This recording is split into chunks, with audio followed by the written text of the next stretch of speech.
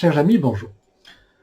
La vidéo que vous allez voir est en fin de compte la conclusion d'un stage que j'ai fait sur la rhumatologie à Paris récemment. Et je me suis laissé aller à un certain moment, surtout dans le contexte actuel que nous sommes en train de vivre, à parler de quelque chose de fondamental. Et au travers de la peur de la mort, eh bien, j'ai abordé le sujet très très vaste. Quel est le sens de notre vie? Et vous allez voir pour cela que je me suis servi des enseignements de la médecine traditionnelle chinoise, en particulier ce que l'on appelle l'avant-ciel. Voilà. Donc écoutez, ça dure pas très très longtemps, ça dure une quinzaine de minutes. Mais, en fin de compte, sur quoi on joue dans le monde entier? Sur la peur de la mort, tout simplement. Et donc, je vais écrire, la prochaine newsletter, quelque chose qui va vous faire poser quelques questions, qui va vous faire réfléchir sur ce qu'est la mort, ce qu'est la vie, et comment dissoudre définitivement et complètement la peur de la mort. Là, je vais me lancer, je continue à parler là, parce que j'ai trop envie de vous dire ce que je vais vous dire. Vous savez que l'essence même de la médecine chinoise, et je le répète beaucoup de stages, c'est la préexistence d'une énergie qu'on appelle en chinois le ciel antérieur. C'est la préexistence de quelque chose qui nous dépasse et qui obligatoirement nous dépasse parce qu'on ne serait pas sur cette terre. Il y a dans le ciel antérieur, effectivement, le positionnement des étoiles qui balance une certaine énergie au moment de la rupture du cordon ombilical ou de la conception, mais il y a une autre partie. Les Chinois appellent ça le Ying, le Yang. Et cette partie-là, qu'on le veuille ou non, c'est cette notion d'âme. Comme on ne peut pas parler de l'âme, il y a un monsieur qui s'appelle François Cheng de l'Académie française qui a écrit un livre extraordinaire et qui s'appelle « De plus loin l'âme ». L'âme, tu peux la comprendre que par la poésie. Tu peux la comprendre que par abstraction. Tu peux la comprendre quand tu mets ton ego de côté.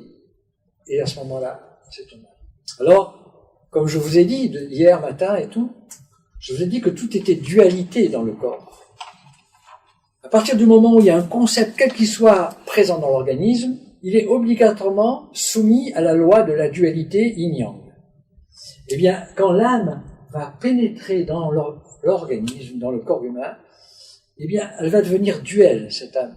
Il va y avoir une partie yang et une partie yin. La partie yin, elle est logée dans le poumon. On l'appelle le po en chinois. Et c'est cette âme-là qui est responsable de toutes vos activités en arrière-plan dans votre corps. Tout ce qui se produit Qu'est-ce qui fait que votre cœur bat tout le temps? Ah, ben les scientifiques vont te dire, tu as une impulsion électrique qui est au niveau du tissu nodal et qui te balance cette impulsion. Oui, mais attends, ça, je suis d'accord, mais encore en arrière, qu'est-ce qui donne l'ordre à cette impulsion? Et qui, au contraire, à un certain moment, fait que cette impulsion ne va plus se faire. Et donc, la mort apparaît instantanée quand ton cœur bat plus. Eh bien, c'est le po, l'âme corporelle, qui est responsable de cela. Qui est responsable de toutes les batailles qui se font dans ton corps interne et de tout ce qui se produit, des métabolismes, catabolismes, etc. Ça, c'est le côté yin, le côté terre. Et n'oubliez pas, ce que j'aime à dire, c'est que quand ton corps est très déséquilibré et très désorganisé, comme le po se trouve au niveau du poumon, quand le po prend le dessus par rapport aux autres entités présentes dans l'organisme, le po, il ne veut qu'une seule chose, c'est te faire retourner à la terre, au côté yin. C'est le po? Le po, PO. Ça veut dire quoi? On peut le traduire par âme corporelle. Parce que l'autre, on va l'appeler l'âme spirituelle ou l'âme céleste. Quand le po prend le dessus, par exemple, à force de très grandes inquiétudes, on est en plein dedans. Par exemple, par des tristesses qui durent trop longtemps, des deuils qui n'ont pas été faits, de plein de choses, etc. Quand le yin du poumon diminue, le yang augmente, le po, on peut le considérer à ce moment-là comme une entité qui fait partie de quelque chose d'aérien, de yang, même si je te dis que le po est yin, c'est pour ça que j'ai changé de référent là d'un seul coup. Hein. Alors ne commencez pas à vous exciter. Le po a tendance à s'échapper quand il prend trop d'ampleur. Eh bien, c'est là où les gens se suicident, tout simplement. Et c'est là où les cancers flambent. Et à l'heure actuelle, ce qui va se produire, c'est que de plus en plus de gens vont décompenser et vont avoir des cancers généralisés. Alors qu'ils auraient pu encore vivre 20 ans, 30 ans. Ce que je vous dis, c'est la réalité. Ce que je vous dis, c'est que quand j'avais dans mon cabinet des gens qui venaient me voir avec un cancer du foie, qui me disaient, voilà, très ouvertement, on m'a donné 5-6 mois à vivre. Et je leur disais, vous allez faire ça, ça et ça. 5, 6 ans, 7 ans après, ils étaient tout le temps en vie. Parce que le mental prend le dessus par rapport à l'autodestruction physique. Par contre, si la personne tombe en dépression, si la personne a un gros choc émotionnel, le po prend le dessus et leur cancer flambe d'un seul coup du jour au lendemain. Ça, il faut vraiment être conscient. C'est pour ça, toutes ces techniques que vous mettez au quotidien sont fondamentales. Et puis de l'autre côté, il y a ce qu'on appelle l'âme côté yang, côté spirituel. Et c'est cette âme qu'on dit tout connaître, tout savoir. Elle a tout vécu. Elle est passée par toutes les épreuves. Et si elle est incorporée, si elle s'est incorporée sur cette terre, c'est pour nettoyer quelque chose ou pour changer, pour arrêter de, entre guillemets, s'incorporer. J'aime même pas le terme incorporer parce que nous, on pense à ce moment-là qu'à notre terre. Il y a tellement d'autres choses qui peuvent se produire. Elle est là et cette âme, spirituelle. D'ailleurs, il y a un proverbe de la Kabbale qui dit, à un moment, chut, à la naissance, chut, tu diras rien de tout ce que tu connais à l'âme. C'est-à-dire, l'âme sait tout, connaît tout. Et d'ailleurs, entre parenthèses, puisque tout se rejoint, là, vous avez le 26 Tomaï, c'est un grand point de réanimation du Shen, mais aussi du Hun, qui permet au Hun de revenir dans le corps. Quand tu es tombé, un uppercut complet, le Shen et le Hun s'échappent du corps, c'est ta perte de connaissance complète, et tu fais très très très fort ce point, et tu peux faire réanimer la personne. Bon. Le Hun, le problème, c'est que c'est pas un saint. C'est qu'il est duel, ce Hun, lui-même. Il a le côté noir de la force et le côté blanc de la force. Le côté blanc de la force, c'est toutes les intuitions que va te donner ton âme tout au cours de ta vie pour t'aider, au travers de ton ego, à nettoyer le noir de ton âme. Vous comprenez un peu ce que j'essaie de faire passer comme message? C'est-à-dire que, à l'heure actuelle, la peur constante est en train de booster le foie. Le yin des reins n'arrive plus à nourrir le bois du foie, le bois s'enflamme. Le Hun a tendance à être en hyperactivité. Sauf que le problème, c'est que quand le Hun est en hyperactivité, c'est le côté noir de la force qui apparaît. Et j'ai écrit une lettre à un moment, dans je ne sais plus à quel journal, où chacun d'entre nous pouvait devenir torturer les gens et pouvait devenir Gestapo. S'il n'a pas la connaissance. S'il a la connaissance, il n'y a pas de problème. Mais s'il n'a pas la connaissance, eh bien on le voit, il va dénoncer, il va torturer. Regardez ce qui s'est passé pendant la guerre de 39-40. Des gens normaux comme vous et moi ont été capables, au travers de la peur qu'ils faisaient. Mais ce qui s'exprime là, dans la noirceur de l'être humain, c'est le côté noir de l'âme. Et si l'âme s'est incorporée, c'est pour nettoyer ce côté noir. Alors, à partir de là, quand on a vraiment cette vision, d'abord, on met notre ego de côté. Donc je te dis, écoute, j'ai compris le sens de ma vie. Le sens de ma vie, c'est que je suis une maison, donc j'ai le devoir d'entretenir cette maison pour que mon âme ait envie d'y rester. Déjà, la première chose. Parce que si tu n'entretiens pas ta maison, ben ton âme, elle va se carapater, elle va essayer de voir ailleurs, et donc, résultat des courses, tu vas mourir précocement, ou tu vas vieillir précocement. Mais, autre chose, au travers du sens de ta vie, eh bien, peut-être qu'au travers de toutes tes pratiques, que sont la méditation, que sont la relaxation, que sont les qigong, toutes ces pratiques-là de pleine conscience que tu fais au travers de ta respiration, etc., peut-être que ces pratiques, elles n'ont qu'une utilité, c'est d'arrêter la mémoire centrale de ton ordinateur et c'est de te mettre à l'écoute de ton âme.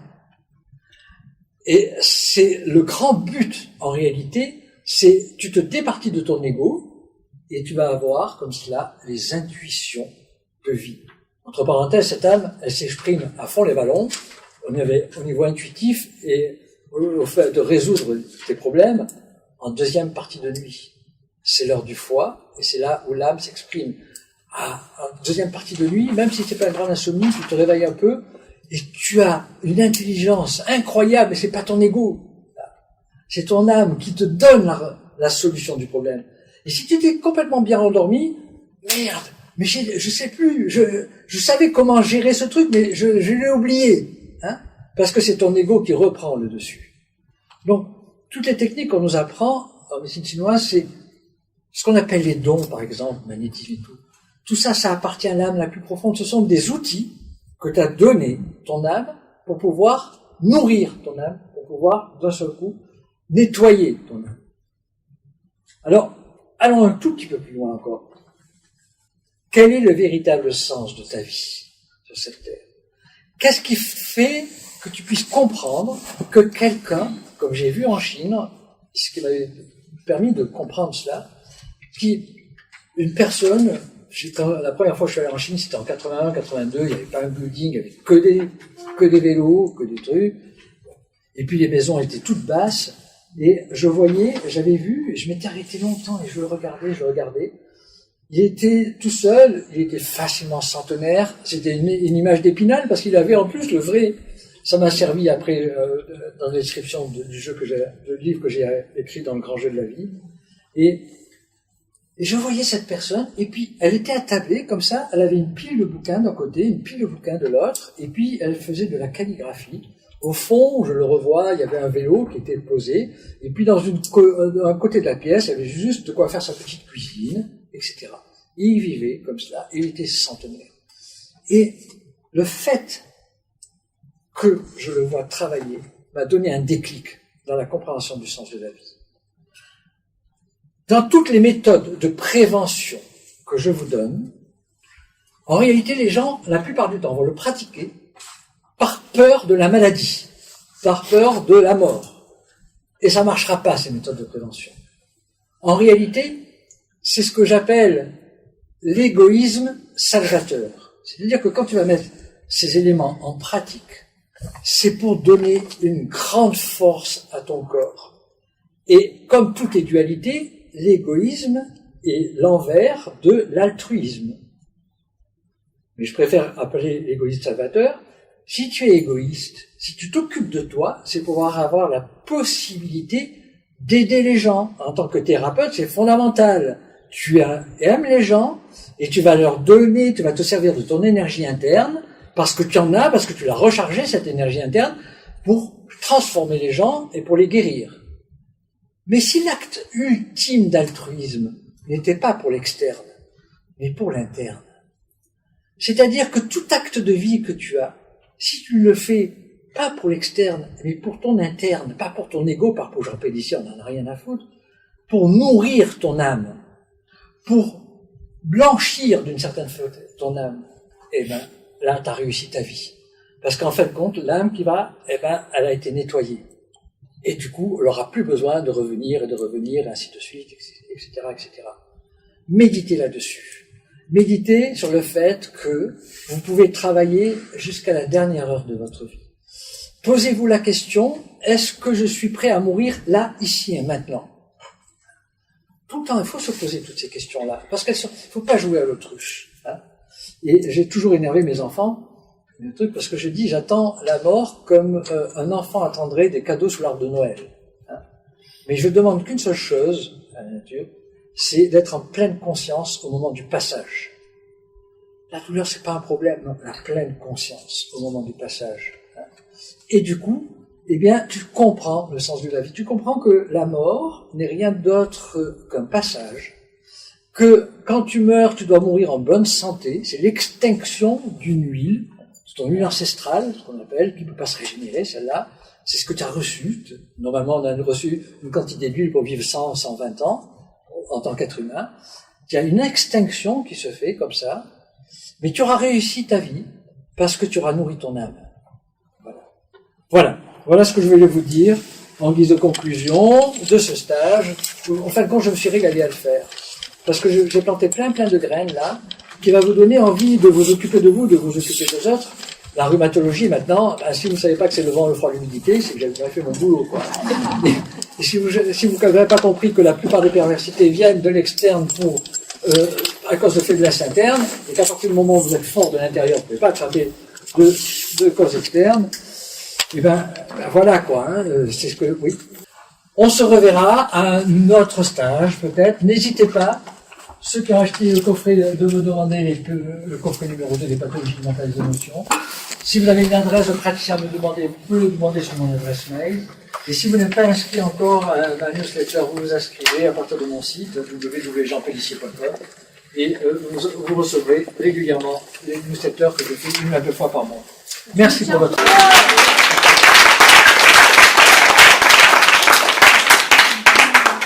Vous avez pu voir que dans cette vidéo, j'ai mis toute une série de couchers de soleil que j'ai pris tout au long de mes voyages et qui symbolisent d'une certaine façon le passage vers quelque chose d'autre.